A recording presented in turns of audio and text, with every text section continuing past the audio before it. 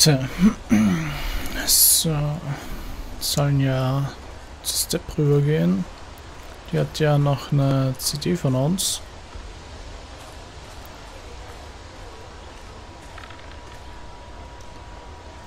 If I had known the Celestial Avenger was bloodied, I would have totally given him my potion. It was a skill challenge. Potion wouldn't have worked. Skill challenge? It's part of the tabletop game we play. You wouldn't understand.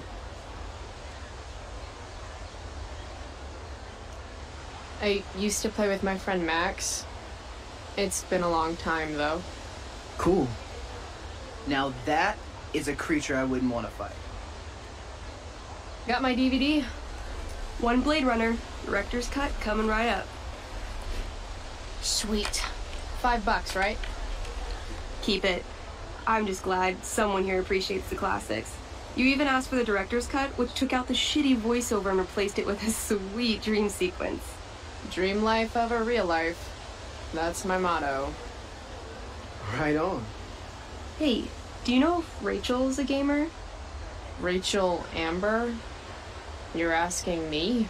Didn't you two go out last night, or was it just like a friend thing?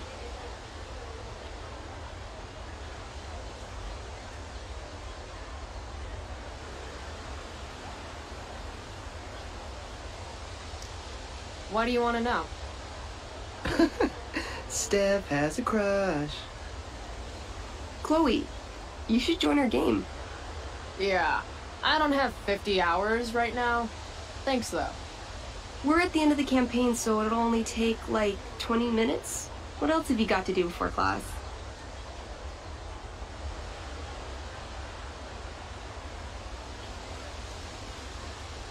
What the hell?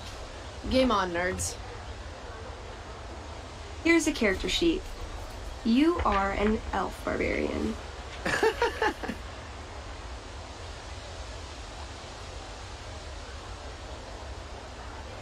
Nice. I could totally see myself as an elf barbarian. I know, I'm good. Alright, let's get started. You are both famous heroes in the kingdom of Avernon, a once peaceful land, now laid to waste by the bloodthirsty raiders of the Black Well. Alone, you have fought your way through the raider camps, seeking their warlord leader, Durgaron, the Unscarred. As you enter the final camp, bloodied and weary, you see your fellow hero approaching from the opposite direction. I raise my staff to you and greet you. I am Elamon, Wizard of the Third Circle, foremost advisor to King Tiberius, and sworn defender of Avernon. Introduce your character. Yeah, okay. I'm an elf barbarian named, Gute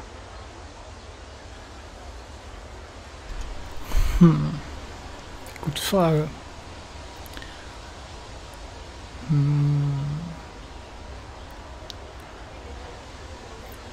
Versuchen wir es mal mit dem. Calamastia.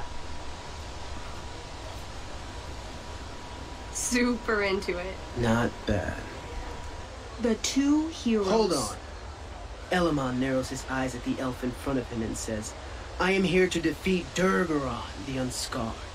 In the name of King Tiberius, what makes you think you are worthy to fight alongside me?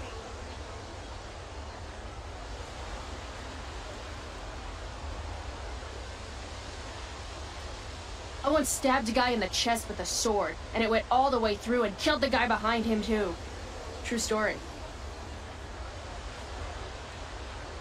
You stand at a three-way crossing. To your left, the raiders' training ground. To your right, their prison camp. Straight ahead, an enormous, ostentatious tent that could only belong to Durgaron, the Unscarred. Which way do you go? Straight ahead, right? We're supposed to kill the dude. Elamon frowns. The raiders could have some good loot at the training ground, and surely it is our duty to free all those prisoners. Your choice, newbie. Where do you wish to go?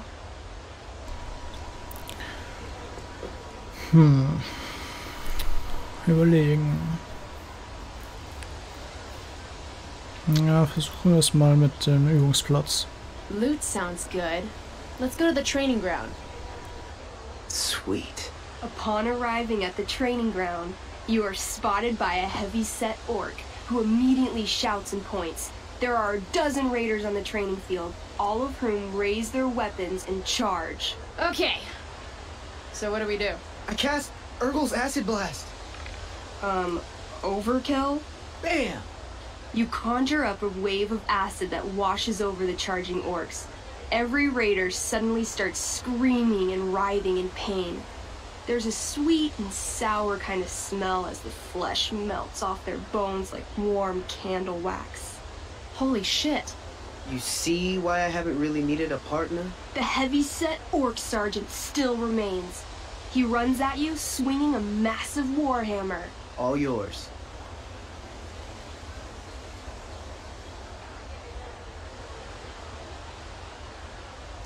Okay, let's end this. Fatal cleave! You swing your great axe downward with both hands. The orc blinks, then splits open like a hot dog bun. Fuck yeah! I'm awesome at this game! It's going well. What about the loot? Well, as the training ground is now a roiling pit of acid, it's unlikely any loot survived. Dang.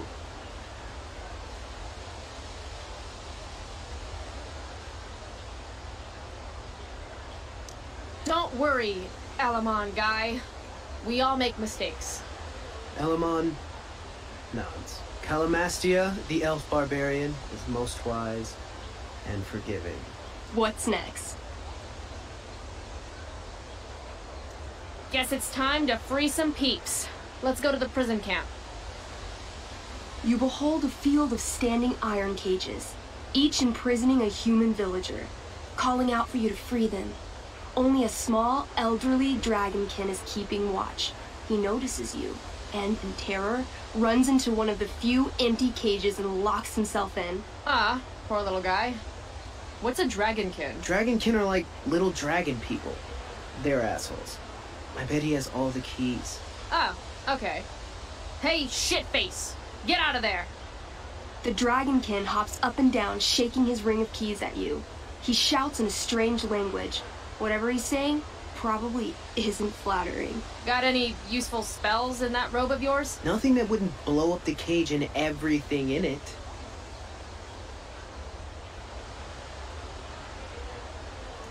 Intimidate. That's a skill I have. Can I do that? I want the little bastard to shit his pants. You can try. What do you say?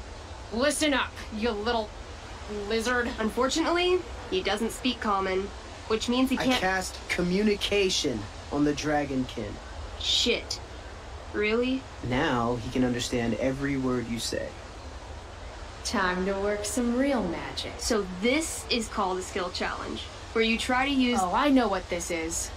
I grab the bars of the cage and lean in, nice and close. He steps back, his scaly skin quivering in fear. What do you say? You know what I love? Making shoes out of dragonkin. I point at my shoes. I'm wearing a pair, now. Air dragonkins. There's something special about your scaly skin, how it's waterproof but also breathes. So comfy. He doesn't seem to like that idea. Neither do I. The dragonkin pleads with you.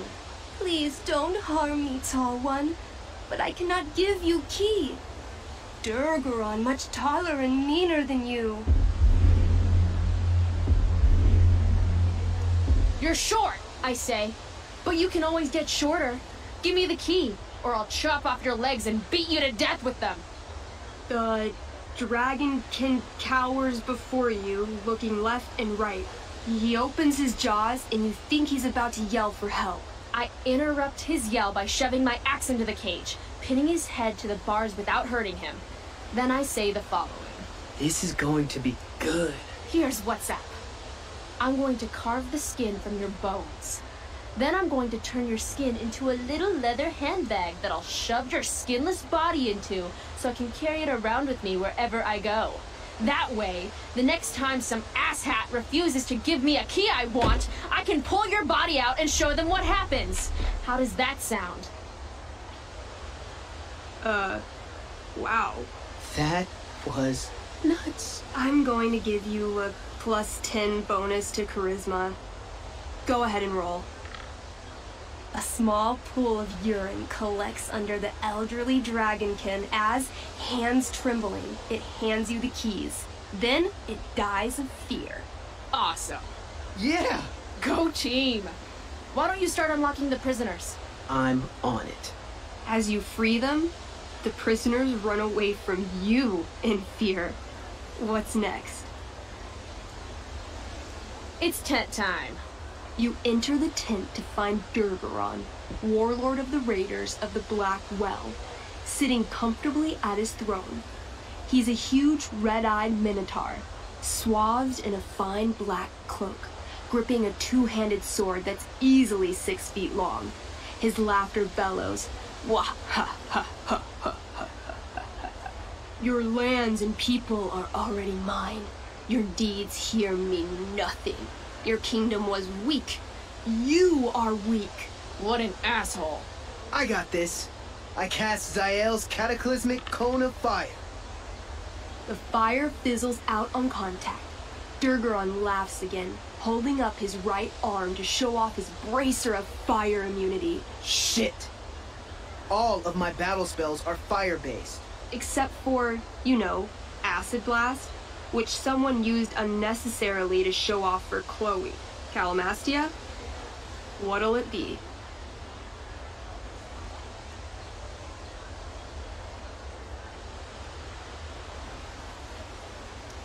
What's Wrathful Rush? It's like a shoulder slam, an angry shoulder slam.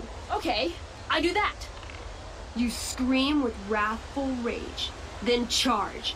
Durgaron is caught off guard, and he fails to dodge.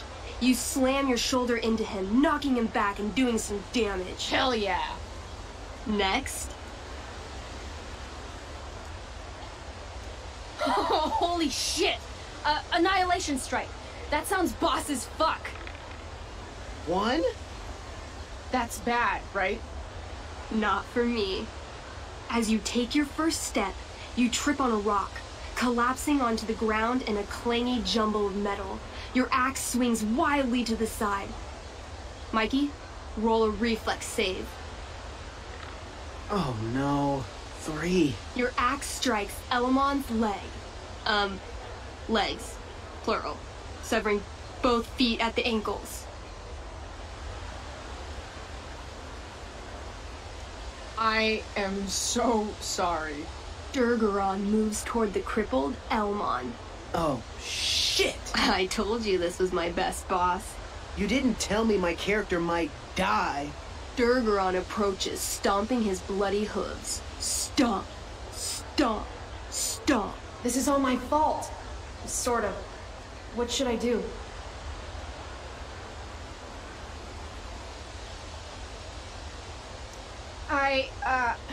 I don't know. Shit. I dance to distract him. You dance? To distract him. I'm doomed. 16? What? What?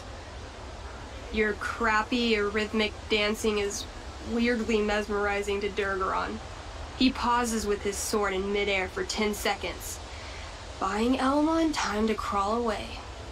Okay. Durgaron has now turned his attention toward you. Bring it.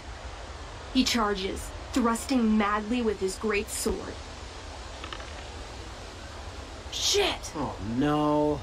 Your attempt to dodge his thrust fails. Durgaron laughs as he impales you on his blade, lifting you high into the air. Seriously? I can't do anything with that stupid bracer. I'm sorry, Chloe. Hey, I chopped your feet off. We're even. You feel your strength draining away as Durgaron lifts you higher into the air. It hurts like hell. What do? I bring my axe down onto his arm. The one with the fire bracer thingy. Oh, brilliant. You'll have to roll high to hit. You're almost dead. 20. Fuck yes! You bring your axe down in a wicked chop, severing his arm completely. His bracer of fire immunity clings to the ground. I cast Gignomi's Fire Strike of Flame! Oh, snap! Lying on the ground, you conjure a flaming spear, which flies from your hands to spear Durgaron in the chest, incinerating him completely from the inside out. Damn, Elamon! Durgaron is defeated, but your wounds were too great. I'm afraid Calmastia is dead. I actually feel sad right now. Better to have died a hero than live as a coward. That was fun. Check out what I drew.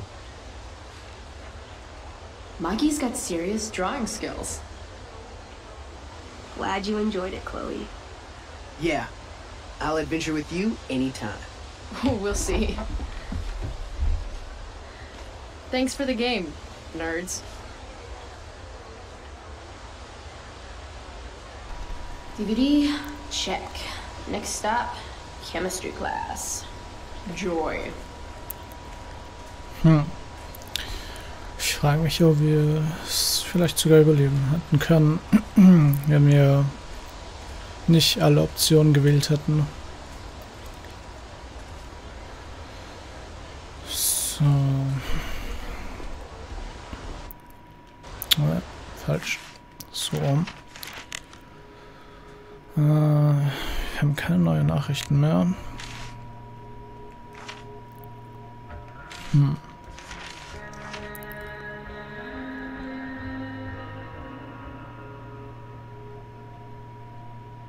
Okay.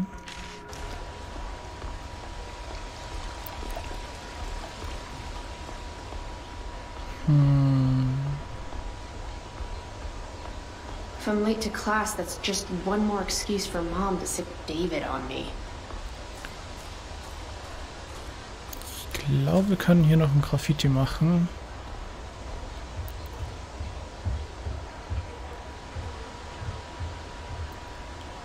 Oder uns noch hinsetzen.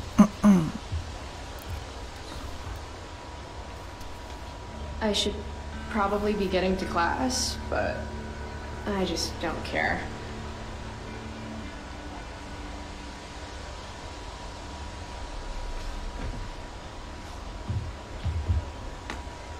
Principal Wells. Hey. Stay cool, Chloe. You've got a marijuana-flavored bag of expulsion in your pocket. Miss Price, the sign clearly says do not walk on the stage. Such disregard for your fellow students' efforts won't alleviate your record of major infractions.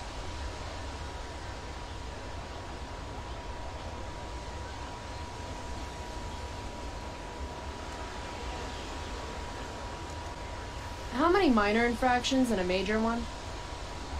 This is no joke, Miss Price. Who's joking?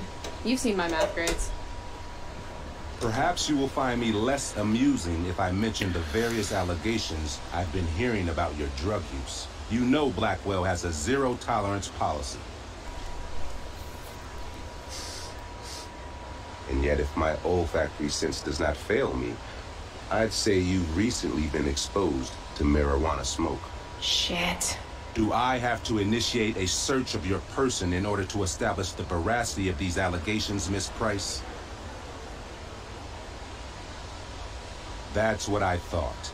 I'll look forward to seeing you in my office after school today. How does that sound? Okay. Scheinbar die nächste Konfrontation. Wells really has it out for me. I have to convince him it's in his best interest to back off. Actually, sir, I'm gonna go with no. Ah, so you're going to mouth off to me now, yes? And here I thought your well of witticisms had finally run dry. Sir, my well of witticisms runs so deep that you would get trapped at the bottom and never make it out alive. Jokes? In my experience, that's how the guilty cover up their infractions. How did you become principal without learning the Constitution? The Fourth Amendment, illegal search and seizure? We are a private institution. and policy allows me to search all students on the premises. Hey, honesty is the best policy, right? So I guess I should tell the truth about all the drug use going on at the school. To you, to the Beacon, to anyone who asks. I'm sure we, do not need to make so public an issue of your behavior today. But make no mistake, Miss Price, this is not over. Ooh, goody. I love cliffhangers. Funny, just a couple years ago, something like that would have scared the crap out of me. These days, I'm at, like, the collegiate level of not giving any fucks. Tja. Dann muss nur ein bisschen überzeugend sein. Dann funktioniert das auch. Just one more excuse for Mom to sick David on me. Flowers always make me think of springtime, which makes me think of summer, which makes me think of getting the fuck away from Blackwell for 3 whole months. I love flowers. Tja, allerdings werde ich den Part dann an dieser Stelle auch schon wieder beenden. Lasst mir mal eine Bewertung da, ich würde mich darüber freuen. Wenn ihr nichts mehr verpassen wollt, könnt ihr auch gerne ein Abo da lassen. Und ich hoffe, wir sehen uns in der nächsten Folge von Life is Strange Before the Storm wieder. Tschüss.